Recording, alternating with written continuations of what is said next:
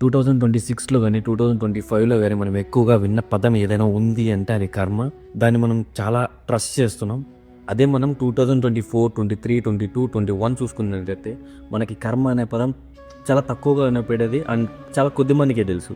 అదే 25, 26 వచ్చేసరికి చాలా వరకు కర్మనైతే నమ్ముతున్నారు. తప్పు చేయాలి అన్న ఆలోచనకే భయపడుతున్నారు. ఎక్కడ మళ్ళీ ఈ కర్మ మనకి తగులుతదా? ఎగ్జాంపుల్ నేనే తీసుకోండి. నాకు ఎగ్జాక్ట్‌గా అయితే 2023 కానీ 24లో కానీ నాకు కర్మ అనేది తెలీదు. అంటే విన్నాను బట్ దాని గురించి పూర్తిగా అయితే తెలీదు. నా లైఫ్‌లో నేను కర్మ అనేది నిజం అని నమ్మడానికి ఒక 3 సిట్యుయేషన్స్ ఉన్నాయి.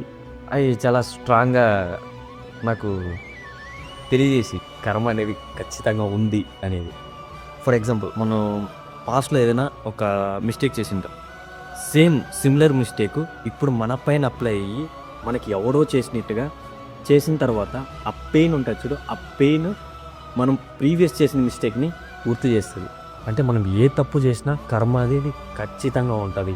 సో, మీలో ఎంతమంది ఈ కర్మ అనేది నిజమని నమ్ముతున్నారు?